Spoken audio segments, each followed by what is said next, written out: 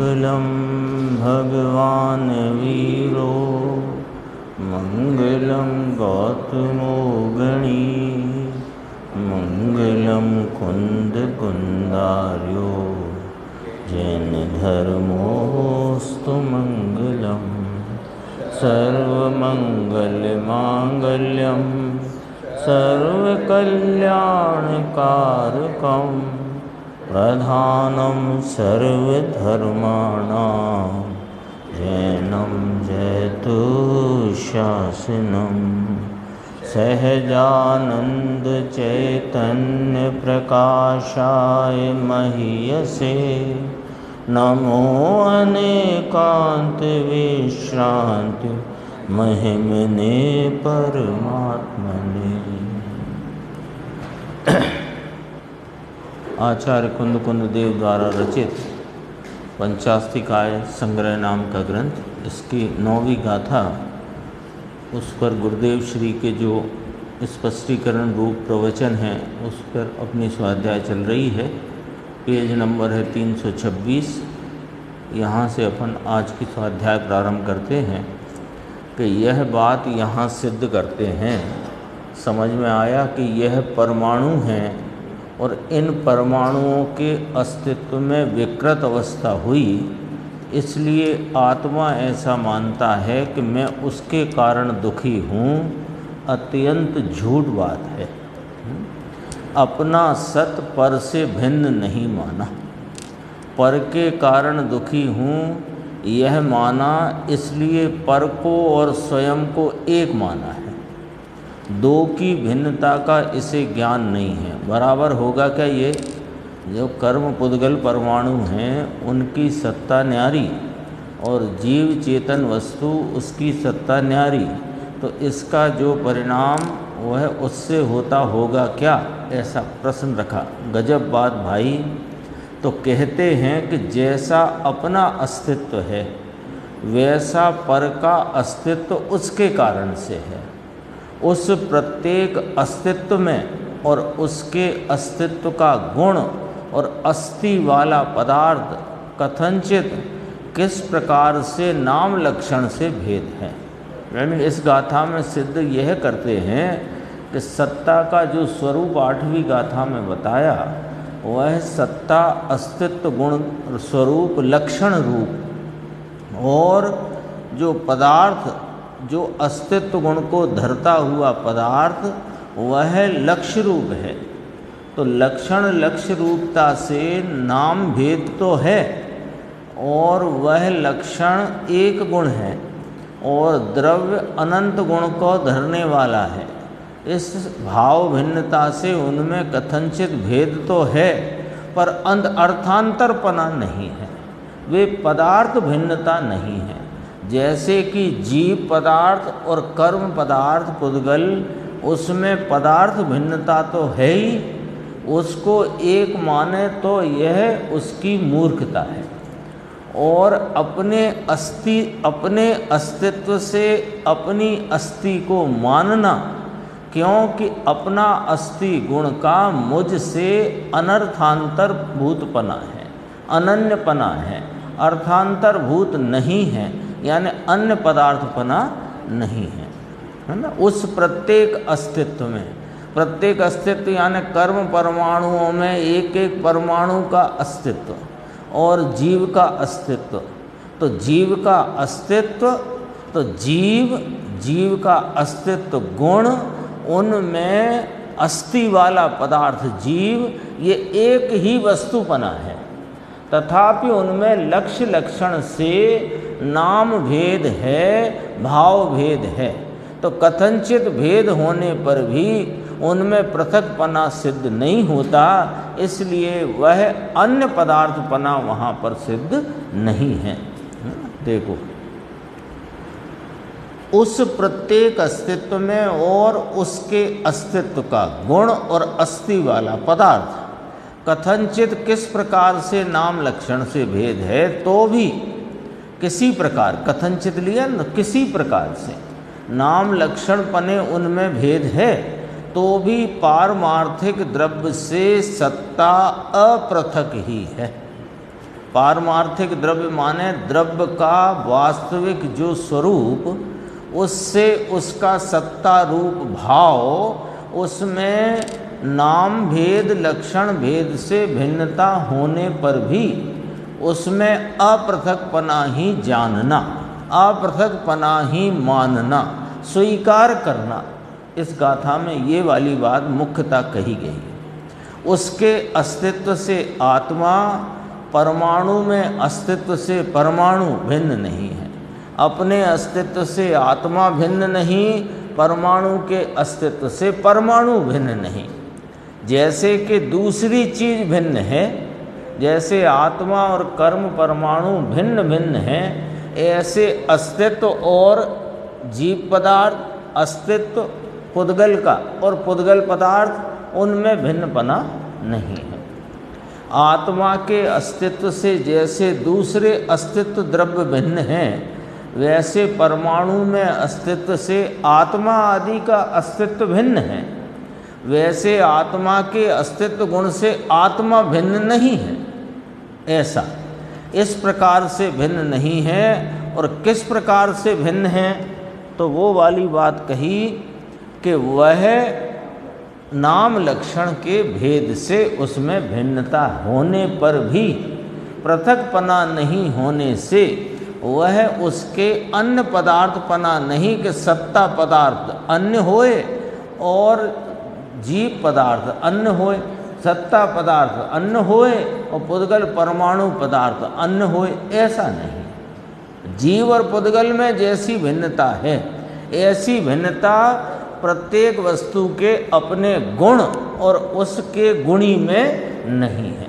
ये बहुत इसमें स्पष्ट किया है, समझ में आया। अरे गजब बात है। 328 पेज पे अपन चलते हैं। देखो, आत्मा में नई अवस्था उपजना, पुरानी अवस्था जाना और ध्रुव, ऐसे द्रव्य के भी 3 लक्षण हैं। अगली गाथा है उसमें इसमें द्रव्य की व्याख्या करी 9वीं गाथा में कि द्रव्य किसे कहना, कि जो द्रवति गच्छति, तो जो अपने गुण पर्यायों विशेषों में द्रवित होता है, उन्हें प्राप्त करता है और सामान्य स्वरूपता से उसमें उन विशेषों में व्याप्त होता है, वह द्रव्य है। ये व्याख्या करी ना यहाँ पर। अब अगली गाथा में इस द्रव्य के 3 लक्षण कहेंगे। सत एक लक्षण है, उत्पाद व ध्रुव भी एक लक्षण है और गुण पर्याय भी इसका एक लक्षण है। वो चर्चा आगे आएगी, तो उसको इसलिए यहाँ अपन ने उसे याद किया कि अभी ये सब अपन समझते चलेंगे तो वो गाथा में आसानी होगी। देखो, आत्मा में नई अवस्था उपजना, पुरानी अवस्था का व्यय होना, जाना और ध्रुव, ऐसे द्रव्य के भी 3 लक्षण, जैसे अस्तित्व के यानी अस्तित्व गुण के 3 लक्षण कहे थे। कौन से? उत्पाद व ध्रुव, वे लक्षण और सत्ता लक्ष्य, वहाँ उसको लक्षण कहा। उत्पाद व ध्रुव अस्तित्व के सत के लक्षण और सत द्रव्य का लक्षण, इसलिए उत्पाद व ध्रुव भी द्रव्य का लक्षण सिद्ध हुआ। ये लिया। देखो, अस्तित्व के नाम अस्तित्व गुण के, सत्ता गुण के, सत्ता रूपी वस्तु के भाव के 3 लक्षण कहे। वे लक्षण 3 उत्पाद व ध्रुव और सत्ता उसमें लक्ष्य कहलाई। अब यहाँ 3 लक्षण द्रव्य के और द्रव्य लक्ष्य, सत्ता के यानी सत्ता रूपी भाव जो वस्तु का, उसके उत्पाद व द्रव्य उसके लक्षण, उत्पाद व द्रव्य युक्तम सत है ना, तो सत के 3 लक्षण उत्पाद व द्रव्य, तो उत्पाद व द्रव्य सत्ता का लक्षण, इसलिए वो द्रव्य का भी लक्षण, तो उत्पाद व द्रव्य द्रव्य का भी लक्षण कहलाया। ये यहाँ बात उठाई। देखो, 3 लक्षण द्रव्य के और द्रव्य लक्षण, सत्ता के लक्षण ऐसे द्रव्य के लक्षण हैं। फिर अत्रिलक्षणपना भी सत्ता का भाव कहा था, प्रतिपक्ष भाव कहा था। जैसे सत्ता को एक एक लक्षण भिन्न किया था कि उत्पाद उत्पाद के लक्षण से, व्यय व्यय के लक्षण स्वरूप और द्रव्य द्रव्य के लक्षण स्वरूप है। जो द्रव्य का लक्षण है वो उत्पाद व्यय के लक्षण से मेल नहीं खाता है। उत्पाद का लक्षण वो व्यय के लक्षण द्रव्य लक्षण से भिन्न है, और व्यय का लक्षण उत्पाद और द्रव्य से भिन्न है। ये अद्भुत बातें हैं, जैन दर्शन सिवाय कहीं हैं ही नहीं ये बात कहीं है ही नहीं, क्योंकि सर्वज्ञ के सिवाय इस बात को कहने वाला इस जगत में कोई है नहीं। ये आचार्य भगवान कहते हैं, वो सर्वज्ञ की कही हुई कहते हैं ना, और उसको बराबर अपने ज्ञान में अवधारित करके निर्णय करके और अपने द्रव्य की प्रतीति करके कहते हैं। बहुत अद्भुत है ये चर्चाएं, कहीं नहीं है। पूरे विश्व के पर्दे पर जैन शासन सिवाय ये वाली बात कहीं है ही नहीं। जैसे सत्ता को एक एक लक्षण भिन्न किया, उत्पाद और व्यय और द्रव्य भिन्न भिन्न लक्षण, ऐसे ही द्रव्य में भी एक एक लक्षण भिन्न करना। 3 लक्षण है। सुबह आया था ना कर्ता कर्म के संदर्भ से जो प्रश्न आया था कि क्या वो द्रव्य अपने परिणाम का भी करता नहीं, क्या वह अपने परिणाम को भी द्रव्य नहीं करता, स्वद्रव्य। तब उसमें आई थी ना चर्चा। कल फिर लेंगे वो प्रश्न, क्योंकि वो समय कम था, जल्दी हुआ और अभी बाकी है उसमें देखना। तो ये सिद्धांत वहाँ लगता है सीधा जाके, उत्पाद लक्षण व्यय लक्षण द्रव्य लक्षण से भिन्न है।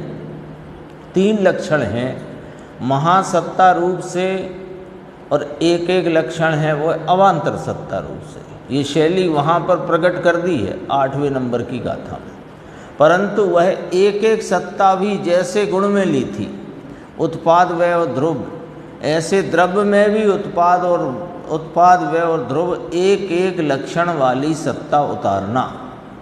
सत्ता रूपी जो अस्तित्व भाव, उस अस्तित्व में उत्पाद व्यय और ध्रुव ये तीनों लक्षण अलग अलग हैं, भिन्न भिन्न हैं। तो जैसे सत्ता रूपी अस्तित्व भाव के उत्पाद व्यय द्रव्य लक्षण भिन्न भिन्न, ऐसे ही द्रव्य में भी उत्पाद व्यय और द्रव्य लक्षण भिन्न भिन्न एक एक लक्षण वाली सत्ता उतारना माने घटित करना।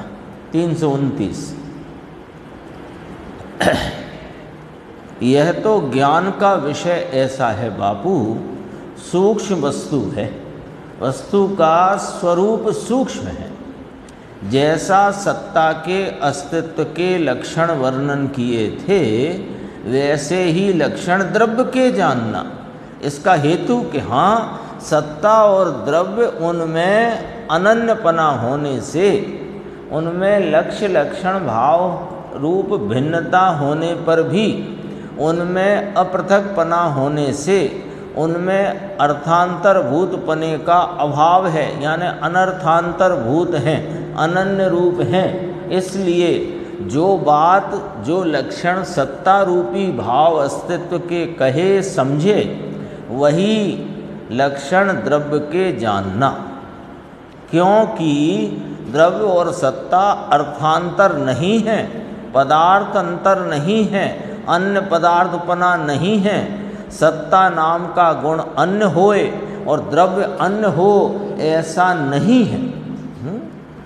ऐसी अन्य वस्तु जिस प्रकार अन्य है, ऐसे सत्ता और द्रव्य के बीच अर्थांतर अर्थात अन्य द्रव्यपना नहीं है, अन्य पदार्थपना नहीं है। पूछते हैं समझ में आया क्या? सरल है बात। सरल किस प्रकार है ये कि जिस रीति से कही जाती है उस रीति से उस बात को स्वीकार करना, समझना, समझकर, ऐसे नहीं, समझकर स्वीकार करना तो सरल है, कहाँ कठिन है। कठिन तब पड़ती है कि बात चले यहाँ और चित्त चले कहीं और, तो वो बहुत कठिन हो जाती है। ये दरअसल में वो वाली बातें नहीं है ना, हाँ, कि बहुत वैराग्य की हों तो उसमें मन रम जाए। ये तो बात वस्तु के स्वरूप को प्रतिपादित करती हुई बातें हैं। यहाँ तो जो चलती है उसमें लगा रहे एकाग्रता से, तो फिर वो सरल है, बिल्कुल कठिन नहीं है। और चित्त कहीं और भ्रमता होगा तो बहुत कठिन पड़ जाएगी। क्योंकि एक बात आ जाए तो गुरुदेव की करुणा है कि एक बात को 2-2, 3-3, 4-4 बार लेते हैं। देखो, द्रव्य को देखना लो, सत्ता के विशेष विद्रव्य के ही विशेष हैं, इसलिए उनमें यानी उन सत्ता के विशेषों में कोई सत्ता विशेष शेष नहीं रहता।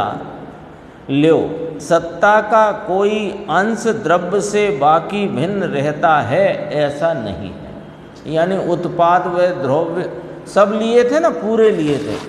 एक पना, अनेक पना, सतपना, असतपना, अनंत पर्याय में पना, एक पर्याय में पना, त्रिलक्षण पना, अत्रिलक्षण पना, सर्व पदार्थ स्थित पना, एक पदार्थ स्थित पना, सविश्व रूपता, एक रूपता, ये सब जितना सत्ता के संबंध में जो विशेष कहे, उनमें एक भी विशेष ऐसा शेष नहीं रह जाता जो द्रव्य पर लागू नहीं पड़ता।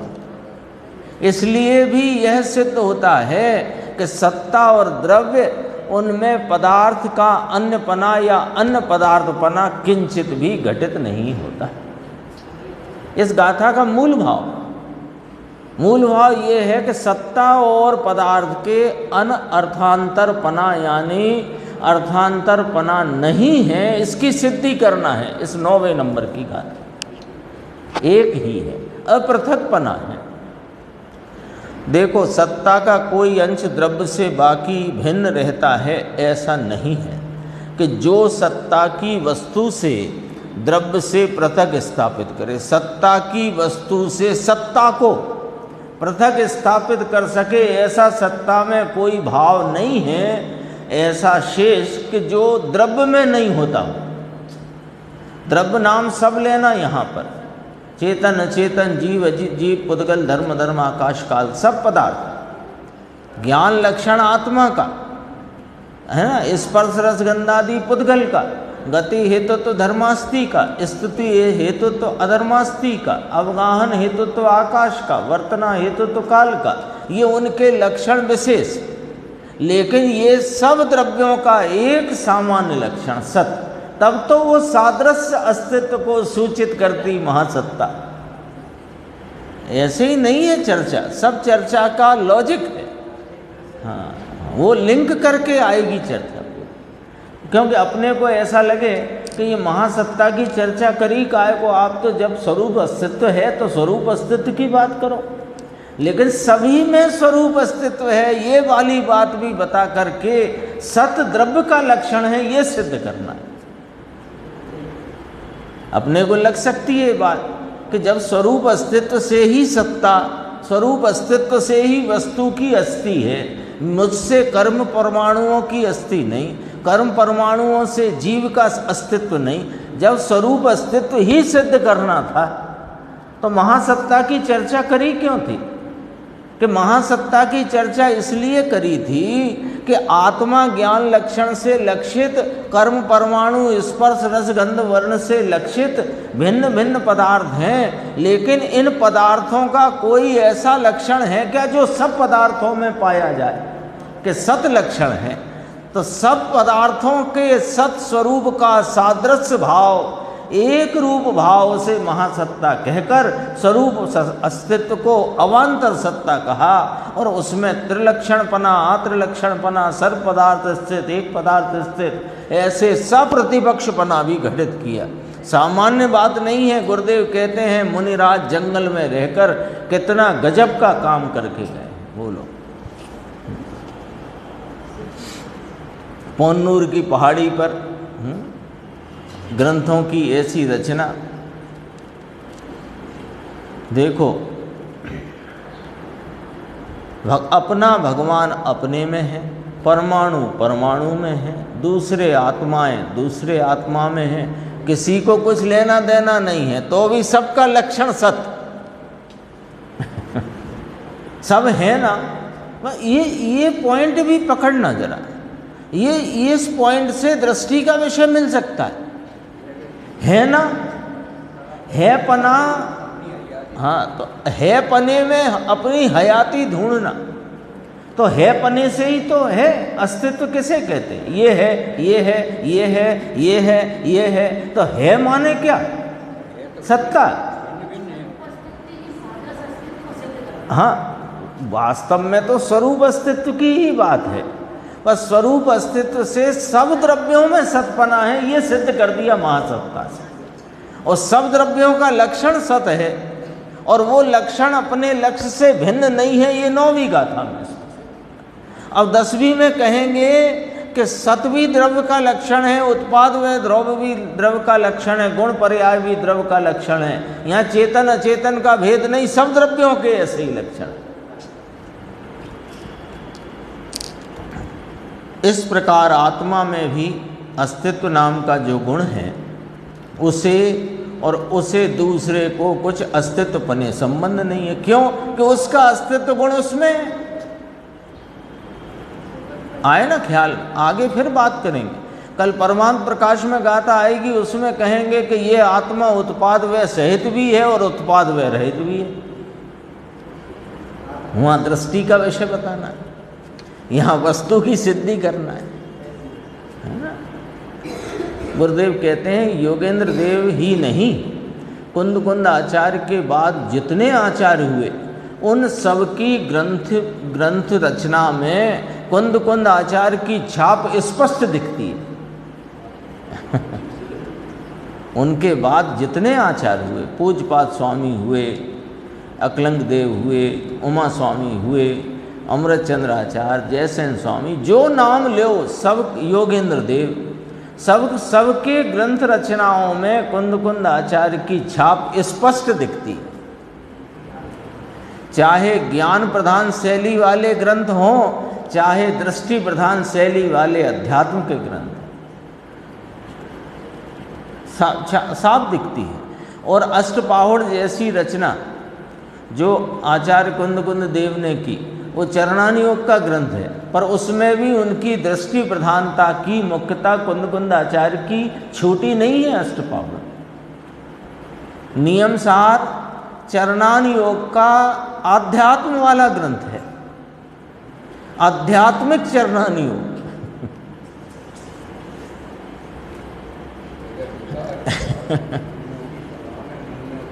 हाँ, यानी इसलिए ही तो वे महासमर्थ आचार्य कहलाए और इसीलिए तो गणधर के बाद उनका नाम याद किया जाता है। ये तो कोई अद्भुत काम करके गए, है ना। यदि अपन अमृतचंद्र आचार्य ने भी उनके 3 ग्रंथों की टीकाएं की, तो वे यदि उनको तीर्थंकर वत उन्होंने इस पंचम काल में तीर्थंकर के विरह में तीर्थंकर वत कार्य किया कुंद आचार्य भगवान ने, तो अमृतचंद्र आचार्य भगवान ने गणधर जैसा काम किया। कुछ नहीं छोड़ा। टीकाएं भी ऐसी अद्भुत टीकाएं, देखो क्या कहते हैं। अस्तित्व और वस्तु का अन्न पदार्थपना है, यानी अन्न पदार्थ रूपपना है, ऐसा नहीं। नाम भेद से लक्षण भेद से भेद हो, परंतु वस्तु तो अस्तित्व है, वही आत्मा। ये पकड़ाते हैं गुरुदेव। अस्तित्व गुण और वस्तु में अन्न पदार्थपना नहीं है, इसकी सिद्धि का साहेब प्रयोजन क्या? इसकी सिद्धि से हमें लाभ क्या? कि है ना, तो आत्मा की हयाती की स्वीकारता इस अस्तित्व गुण से ही तो हुई। यदि अस्तित्व गुण को थोड़ी देर के लिए बाद कर दो, माने माइनस कर दो, तो तुम ज्ञान है ये कहां से लाए? बोलो। सुख है कहां से लाए? इसलिए गुरुदेव की चर्चा में बहुत स्थान पे आता है, विशेष 47 शक्तियों वाले प्रकरण में बहुत आता है। सब गुण अपने अपने रूप और सब ही गुणों में अनंत गुणों का रूप। हाँ, तो ज्ञान है, तो ज्ञान तो जानने रूप है, लेकिन है पना वो अस्तित्व गुण का रूप है।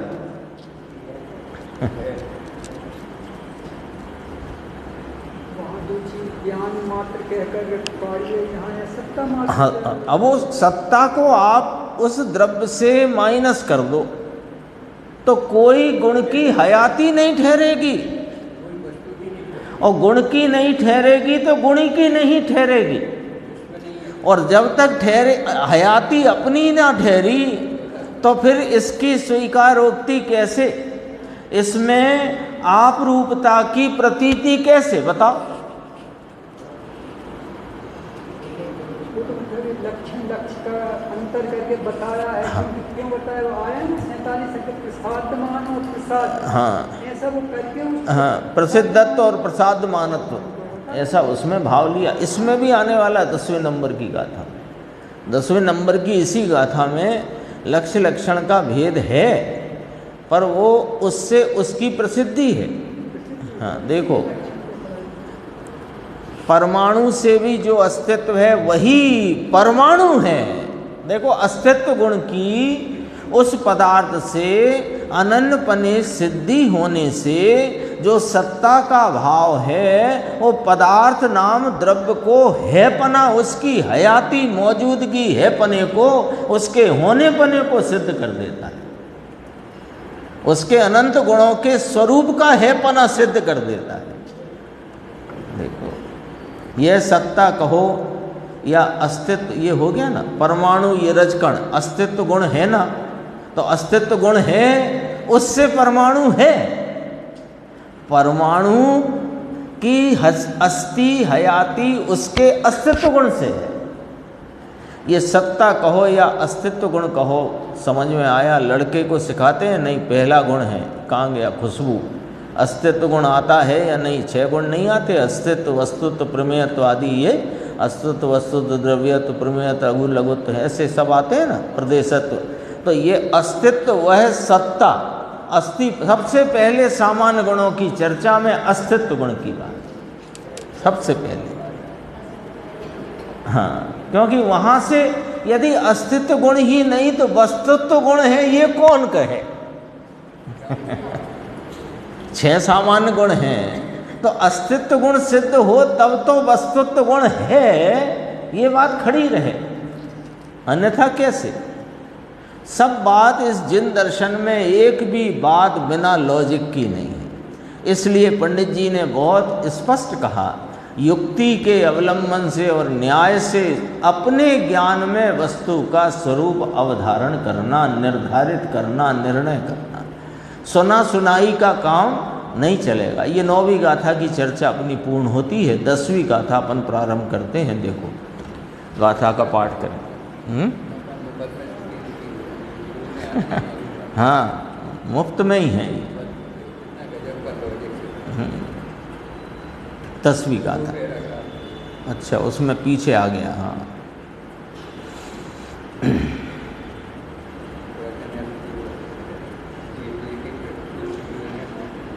इसी में लगातार उसी को पढ़ सकते हैं। प्रत्येक पदार्थ अस्तिपने के गुण वाला है, उसे अस्तित्व के लिए दूसरे के आश्रय की आवश्यकता नहीं है। यह आत्मा को शरीर की आवश्यकता नहीं, आत्मा रहने के लिए। अस्तित्व का गुण उसको, आत्मा को अपने पदार्थ से अनन्यभूत रहता हुआ उस पदार्थ को अस्थि रूप रखता है, ऐसा उसमें गुण है। पर के कारण से अस्तित्व रहे ऐसा आत्मा में गुण नहीं है। ये तो बात पहले से ही की है। पर के कारण अस्तित्व नहीं है, मेरी हयाती मेरा होनापना पर के कारण नहीं है, तो पर के कारण मैं सुखी ऐसा कहाँ से आया, कहाँ से लेके आई ये बात बोलो? अपनी हयाती मेरे अस्तित्व गुण के अनन्यपने से, और मैं उसका गुणी, अस्तित्व मेरा गुण, इसलिए मेरी सत्ता का, मेरे होने पने का भाव मेरा मेरे से है, क्योंकि अस्तित्व गुण मेरा है। तो मेरी हयाती मेरे अस्तित्व गुण के कारण से है, तो फिर पर के कारण मैं सुखी, ये बात कहाँ से लाए? ये बात तो कहने के लिए ये तत्व लिया है। कहो ये स्त्री अनुकूल हो, रोटियां दाल भात अनुकूल हो, लड़के अनुकूल हो, पैसा अनुकूल हो, तो जरा श्वास लेने का प्रसंग आए, यानी सुखी होने का प्रसंग आए, मूड है ना? बाहर में अनुकूलताओं को ढूंढता है कि ये अनुकूलता मिल जाए तो मैं सुखी हूँ, इसकी यह तृष्णा रूप खाई कभी भरती नहीं है। खाई कहा है तृष्णा को, भरती नहीं है। क्यों नहीं भरती? क्योंकि एक अनुकूलता में ये सुख ढूंढता है, चूंकि उसमें सुख है नहीं तो मिलता नहीं। थोड़ी देर को इसको वहाँ पर चूंकि उसकी चाह थी, वो चाह उस संयोग की पूरी हुई तो थोड़ी देर इसे लगता है कि सुख हो गया। हुआ क्या कि दुख तो था इसको चाह का। वो सुखाधिकार जब प्रवचन सार का पढ़ो तो उसमें बहुत स्पष्ट किया है। इसको दुख तो था चाह का, और चाह थोड़ी देर को मिटी तो ये दुख उसका कम हुआ तो अपने को सुखी मान लेता है, लेकिन तुरंत ही अगली चाह उत्पन्न हो जाती है तो फिर उस चाह से दुखी होता है। भोजन से सुखी होता नहीं, पहले भोजन के सुख की मानता है तो उस सुख के पहले इसे भूख से दुखी होना पड़ता है। भूख को सुख कहोगे कि दुख? इलाज करता है। भूख सुख है कि दुख? दुख है ना, भूख तो दुख है, तो दुख रूप भाव है। उस दुख रूप भाव को मिटाने के लिए ये भोजन रूपी इलाज करता है और अपने को सुखी मानने की भ्रांति करता है। उसको वहाँ सुखाभास कहा, प्रवचन सार सुखाधिकार। ज्ञान तत्व प्रज्ञापन में ही अंतर अधिकार आया है ना, सुखाधिकार, उसमें बहुत चर्चा। उसमें तो उदाहरण लिया, कान में ये बकरे की पेशाब कौन डाले? कान में पीड़ा है तो पीड़ा मिटाने को डालता है। ऐसे ही भूख पीड़ा है, प्यास पीड़ा है, निद्रा का सुख नहीं है, इसकी थकान हुई है, वो पीड़ा है। बहुत है उसमें चर्चा। देखो, मिथ्यात्व भाव का सेवन करता है, पर के अस्तित्व के कारण तुझ में अस्तित्व नया आ गया क्या भैया? ये अनुकूल संयोग जो आए, लड़का अनुकूल, स्त्री अनुकूल, भोजन अनुकूल, घर अनुकूल, ये जो अनुकूल संयोग आए तो उनकी कितनी अस्थि तेरे में आई? बोलो, ये पूछा गुरुदेव ने। तेरा अस्तित्व तुझसे हुआ है, दुख की कल्पना की है कि मैं दुखी हूँ, बस ये है इसको। अब मर जाऊंगा, बाहर में किसे मुंह दिखाना, घर के मकान बेच खाए और संदूक में माल था उसे बेच खाए और आवक नहीं। ऐसा होता है ना, मुंह कैसे दिखाऊं, चार लोग क्या कहेंगे, मर जाए। तांबा पीतल की बड़ी मटकी होती, मटकी ये सब गरीब व्यक्ति धीरे धीरे बेचे, फिर उसे बर्तन पीतल के अच्छे देखो उन्हें बेचे, ज़रूरत हो उतने रखे, बाकी के बेच डाले और खाए। ये सब भ्रमणा में पड़ा हुआ है। आते हैं अपन 10वीं गाथा, देखो पेज नंबर 332। दब्बम सल्लखणीयम ओपाद वैधुव सध्वत संयुक्तम गुणपज्ययासयम्बा जम तम भण्णन्ति सबणहु। सद्द्रव्य का लक्षण कहा उत्पात वे ध्रुव रूप वह आश्रय कहा है वही जिनने गुणों अर पर्याय का। एक सूत्र में 3 लक्षण की बात। सत द्रव्य का लक्षण कहा, उत्पाद व ध्रुव रूप है जो सत्य, वो भी द्रव्य का लक्षण हुआ, पिछली गाथा में कहा ही था। और वह अपने सद्भाव रूप भाव, उसमें आया था ना 9वीं गाथा में। द्रव्य किसे कहा? जो अपने विद्यमान क्रमभावी सहभावी पर्यायों को, सहभावी पर्याय नाम गुण, क्रमभावी पर्याय नाम पर्याय परिणाम उनको जो द्रवित होता है, प्राप्त होता है, अर्थात उन गुण विशेषों और पर्याय विशेषों में जो सामान्य स्वरूप से व्याप्त होता है उसे द्रव्य कहते हैं। भूलना नहीं है, वो याद तो रखना पड़ेगा थोड़ा थोड़ा, क्योंकि वो सब काम आता है ना आगे अपनी स्वाध्याय में। तो उसे द्रव्य कहा, तो द्रव्य गुण पर्यायवत हुआ ना, वहाँ भी अपन ने चर्चा की थी। गुण पर्याय तो एक लक्षण तो गुण पर्याय स्वरूप है द्रव्य, ये हो गया, और सत द्रव्य का लक्षण है, ये वाली बात भी हो गई। और उत्पाद व द्रव्य सत का लक्षण है, इसलिए उत्पाद व द्रव्य भी द्रव्य का लक्षण हुआ। अब इस गाथा में ये सिद्ध करेंगे टीका में कि एक लक्षण जहाँ है वहाँ दोनों लक्षण, अन्य दोनों लक्षण भी अविनाभाव रूप से सिद्ध होते हैं। ये बात इसमें आएगी। देखो अभी अन्वयार्थ पढ़ते हैं, टीका की प्रथम लाइन पढ़ लेते हैं पहले, जो उत्थानिका है। यहाँ 3 प्रकार से द्रव्य का लक्षण कहा है।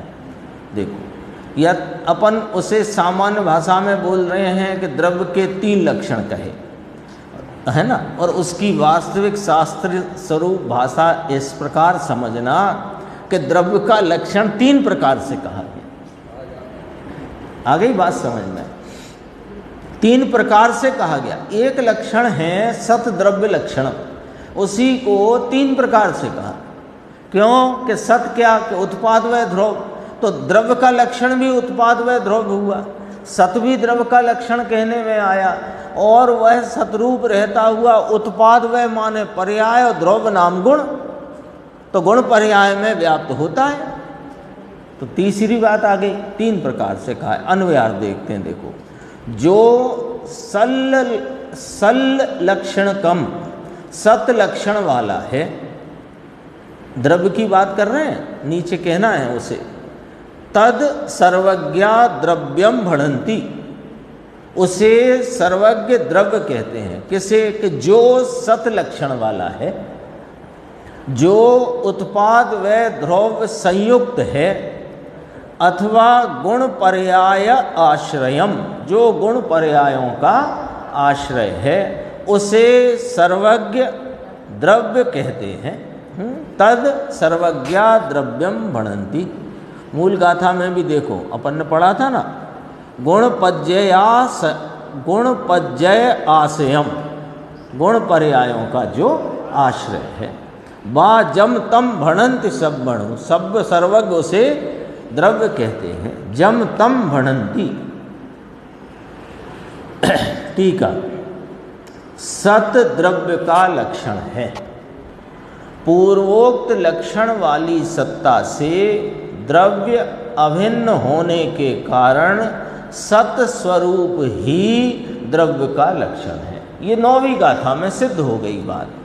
क्योंकि सत लक्षण वाला जो अस्तित्व गुण और द्रव्य के अन्य पदार्थपना नहीं है, उनमें अपृथकपना ही है, इसलिए सत जो द्रव्य का लक्षण है वो सत्ता द्रव्य से अभिन्न होने के कारण सत स्वरूप ही द्रव्य का लक्षण नक्की होता है। हो गई ना बात? ये तो समझो 10वीं गाथा में 9वीं गाथा का यहाँ पर वर्णन करके वो फैसले को यहाँ रख दिया कि सत द्रव्य का लक्षण नक्की होता है। अब कहते हैं और अनेकांतात्मक द्रव्य का, द्रव्य अनेकांतात्मक है। इसमें याद करो प्रवचन सार का परिशिष्ट 47 वाला, उसके पहले का अनंत धर्मों का अधिष्ठाता यह एक है ना, उसमें कहा है अनंत धर्मों का अधिष्ठाता स्वामी एक। वहाँ आत्मा के संदर्भ से चर्चा है, यहाँ सब द्रव्यों की बात है। तो द्रव्य कैसा है? अनेकांतात्मक, यानी अनंत अनेक अनंत गुणों को धरने वाला है। अनंत गुण, अकेला सतगुण ही नहीं है, और भी अनंते सामान्य अनंते विशेष गुण सब है ना उसमें। तो अनेकांतात्मक द्रव्य का सत मात्र ही स्वरूप नहीं है कि जिससे लक्ष्य लक्षण के विभाग का अभाव हो। यानी इसको स्पष्ट करते हैं इस पंक्ति को, सत्ता से द्रव्य अभिन्न है, इसलिए द्रव्य का जो सत्ता रूप स्वरूप वही द्रव्य का लक्षण है। देखो लक्षण कहा यानी आप अस्तित्व जो गुण कहा उसे लक्षण कहा और द्रव्य को आपने लक्ष्य कहा। इस प्रकार आपने दो विभाग रख दिए, लक्ष्य लक्षण और लक्ष्य, या लक्ष्य लक्षण, ऐसे दो विभाग रख दिए। तो कोई द्रव्य अकेला अस्तित्व स्वरूप ही नहीं है जो हम गुण को ही द्रव्य कहते हैं। तो हमें गुण को गुण कहना पड़ेगा और द्रव्य को द्रव्य कहना पड़ेगा। क्यों कि सत्ता नाम का जो स्वरूप रूप गुण है वो एक भाव है और ऐसे सत्ता सहित अन्य अनंत भावों को द्रव्य ने आश्रय दिया हुआ है। उसमें और भी अनंत गुण रहे हुए हैं ध्रुव रूप से। तो एक सत्ता मात्र को द्रव्य नहीं कह सकते। सत द्रव्य का लक्षण है, सत द्रव्य नहीं है। पूरा द्रव्य नहीं है। इसलिए लक्ष्य और लक्षण का जो विभाग है वो खड़ा रहेगा। जो कथनचित उसमें लक्ष्य लक्षण पने की भिन्नता है संज्ञा और लक्षण स्वरूपता से, वो भिन्नता रहेगी। संज्ञा की क्यों रहेगी कि हम उस सत्ता स्वरूप रूपी अस्तित्व गुण को द्रव्य नहीं कह सकते, उसको उस द्रव्य का अभिन्न रूप से रहा हुआ गुण कहेंगे। उस ही पदार्थ का वही पदार्थ रूप से रहा हुआ गुण कहेंगे और अनंत गुणों के आश्रयभूत भाव को द्रव्य कहेंगे। तो संज्ञा भेद पड़ गया और लक्षण क्या भेद पड़ गया कि अस्तित्व गुण या सत्ता गुण अपने है पने स्वरूप से है, तथापि द्रव्य तो और भी अन्य स्वरूपों वाला है, इसलिए उसमें लक्षण का भेद पड़ेगा। यानी द्रव्य का लक्षण और गुण का लक्षण अलग अलग हो गया। द्रव्य अनंत गुणों का आश्रय देने वाला और सत्ता नाम का गुण अपने स्वरूप से जो अन्य गुणों को आश्रय नहीं देता।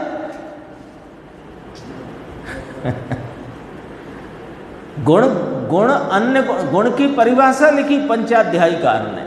गुण किसे कहते हैं कि जो अन्य गुण को आश्रय न दे उसे गुण कहते हैं।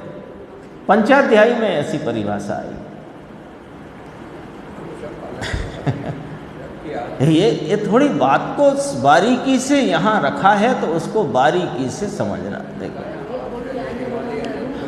हाँ, सत का सब में रूप है लेकिन सब गुण अपने अपने रूप है कि नहीं? सबका दर्शन गुण शुद्ध होगा तो आत्मा के आश्रय, ज्ञान गुण शुद्ध होगा, सम्यक दर्शन की पर्याय हुई तो वो चारित्र गुण को शुद्ध कर देगी। सम्यक दर्शन में ताकत नहीं है। हाँ, चारित्र गुण की शुद्धता अपने द्रव्य स्वभाव के आश्रय। तो उन सब का आश्रयभूत कौन है? द्रव्य। और सत्ता गुण द्रव्य के आश्रय से है तो सत्ता गुण लक्षण कहलाएगा और उसका अन्य पदार्थ नहीं, ऐसा जो पदार्थ नामक द्रव्य है वो उसका लक्ष्य कहलाएगा। तो ये विभाग का अभाव कर सके ऐसा नहीं है। अनेकांतात्मक द्रव्य का सतमात्र ही स्वरूप नहीं है कि जिससे लक्ष्य लक्षण के विभाग को हम मिटा दें। वो लक्ष्य लक्षण का विभाग रहेगा, भले वह द्रव्य से अभिन्न वर्तता है अस्तित्व गुण, उसमें अन्य पदार्थपना नहीं है, उसमें अनन्यपना है, तो भी उसमें लक्ष्य लक्षण का विभाग नहीं मिटाया जा सकता। तो अब ये वाली बात क्यों कही यहाँ पर, ये भी समझना है। ये वाली बात कही क्यों कि यहाँ पर द्रव्य के लक्षण की चर्चा करना है। टीका की प्रथम पंक्ति, यहाँ 3 प्रकार से द्रव्य का लक्षण कहा है। तो द्रव्य और उसका लक्षण 2 हो गए कि नहीं, बोलो। जबकि लक्ष्य और लक्षण में अनन्यपना है, अन्य पदार्थपना नहीं है। ऐसा होने पर भी लक्षण लक्षण रूप से है और लक्ष्य लक्ष्य रूप से है। तो द्रव्य का लक्षण कहें तो तब कहें ना, यदि मान लो सत्ता ही द्रव्य है तो फिर उसका लक्षण कहने की जरूरत क्या? भाई 6 द्रव्य एक हो गए, सवई। देखो वहां से मिलाओ 8वीं गाथा से, सादृश्य अस्तित्व कह करके सब सत्स्वरूप हैं ये बात तो कही, पर सब अपनी अपनी स्वरूप सत्ता से हैं ये बात कही। तो अब भी स्वरूप सत्ता से रहे हुए पदार्थ का सत्ता नामक गुण वो अपने पदार्थ से अनन्यभूत है, उसमें अर्थांतरभूतपना नहीं है, अन्य पदार्थपना नहीं है। ऐसा होने पर भी वो सत जो है वो लक्षण कहलाता है, वो द्रव्य नहीं कहलाता है, उसे हम द्रव्य नहीं कह सकते। हाँ, तो यही बात कही ना, अनेकांतात्मक द्रव्य का सत मात्र ही एक स्वरूप नहीं है कि जिससे लक्ष्य लक्षण के विभाग को मिटा डालें।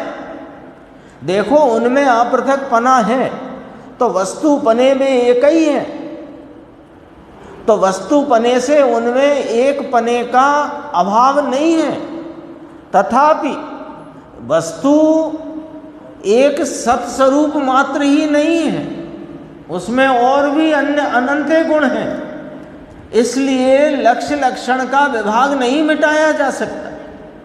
तो फिर अब उस विभाग को रखकर, अब पॉइंट आगे आ गया, उस विभाग को रखकर अब हम इस द्रव्य का लक्षण कहते हैं। देखो विभाग रखेंगे तभी तो लक्षण कहेंगे। यदि लक्षण और लक्ष्य एक ही होए तो फिर कहने की जरूरत क्या? लक्षण क्यों कह रहे हो आप? इसलिए कह रहे हैं कि अस्तित्व सत्ता का जो स्वरूप है, सत्ता का जो भाव है, वो द्रव्य का एक लक्षण है, द्रव्य का एक लक्षण है। वो समूचा द्रव्य स्वयं नहीं है, तथापि द्रव्य से भिन्न नहीं है। ये बात को यहाँ बारीकी से समझना है। हो ही नहीं सकता, भिन्न होए तो वो उसका लक्षण नहीं, लेकिन लक्षण मात्र ही पूरा द्रव्य है।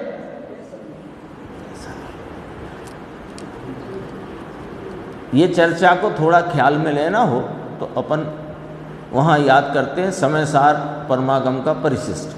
वहाँ कहा कि आप ज्ञान मात्र आत्मा, वो आत्मा की बात करेंगे तो सतलक्षण से नहीं करेंगे, सतलक्षण से आत्मा द्रव्य है इतनी बात कहकर ज्ञान लक्षण से कहेंगे। तो ज्ञान लक्षण तो आप ज्ञानते आत्मा ज्ञान वह आत्मा, ऐसा पूरे समय सार में गीत गुंजाते आए हो, तो फिर और अन्य गुण उसमें नहीं है क्या? ऐसा परिशिष्ट में प्रश्न रखा कि नहीं रखा? तब फिर कहा कि अनेकांत स्वरूप इस आत्मा में इस ज्ञान लक्षण चूंकि असाधारण स्वयं संवेद्यमान लक्षण है, इसलिए उसे लक्षण के रूप में प्रतिपादित किया जाता है। तथापि इसमें अनंत गुण हैं, और जो इस ज्ञान लक्षण से, इस असाधारण ज्ञान लक्षण से, इस स्वयं संवेद्यमान लक्षण से अपने आत्मा को लक्षित करता है, उसको अनंत शक्तियाँ उसकी पर्याय में उछलती हैं। ये 47 शक्ति के परिशिष्ट में बात आई। तो वहाँ भी लक्ष्य लक्षण विभाग रूप रखा कि नहीं? ज्ञानते आत्मा कहने पर भी अपन वहाँ से ये बात पकड़ करके यहाँ आना है। ज्ञान वह आत्मा कहने पर भी ज्ञान मात्र ही आत्मा नहीं है। आ गई थी वहाँ बात आ गई ना। ऐसे ही सत्स्वरूप यह द्रव्य होने पर भी वो द्रव्य मात्र सत्स्वरूप ही नहीं है, सत उसका लक्षण है। अब देखो आगे, सत्ता से द्रव्य अभिन्न है, इसलिए द्रव्य का जो सत्ता रूप स्वरूप वही द्रव्य का लक्षण है। अब यहाँ प्रश्न रखा टीकाकार आचार्य, यदि सत्ता और द्रव्य अभिन्न है और सत्ता द्रव्य का स्वरूप ही है तो सत्ता लक्षण है और द्रव्य लक्ष्य है, ऐसा विभाग किस प्रकार घटित होता है? प्रश्न रख दिया आचार्य भगवान ने। यदि वो सत्ता और द्रव्य, आप तो 9वीं गाथा में कह के आए कि उनमें अर्थांतरभूतपना नहीं है, अन्यन्यपना नहीं है, अनन्यपना ही है। तो यदि सत्ता और द्रव्य अभिन्न है, सत्ता द्रव्य का स्वरूप ही है। आपने तो पिछली गाथा की टीका में कहा कि सत्ता में ऐसा कोई भी विशेष शेष नहीं है जो द्रव्य में नहीं पाया जाता हो। ऐसा कहा था कि नहीं कहा था कि सत्ता गुण, अस्तित्व गुण, उसका कोई ऐसा विशेष शेष नहीं है जो द्रव्य में नहीं पाया जाता हो, इसलिए द्रव्य को और सत्ता को अभिन्न ही स्वीकार करना आपने ही कहा था। तो हमने कहा था, तो हमने ये कहा था कि सत्ता द्रव्य का लक्षण ही तब बना जब उससे वह अनन्य है। लेकिन वह लक्षण है क्योंकि द्रव्य में और भी अनंत गुण है। बात को बहुत बारीकी से समझना है ना। जिनमें लोगों को लगता ना द्रव्य गुण पर्याय तो हम समझ गए, अभी देख लो वे 3 प्रश्न प्रवेशिका के परिचय रूप हैं भैया, उनसे द्रव्य गुण पर्याय का स्वरूप समझ में नहीं आ सकता, परिचय हो सकता है।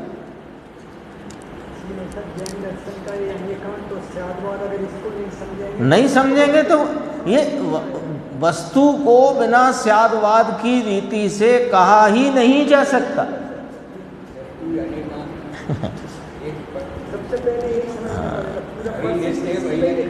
और ये तो गुरुदेव श्री की अपने ऊपर कोई अपार कृपा है जो ऐसी गूढ़ गाथाएं और उनकी गूढ़ टीकाएं।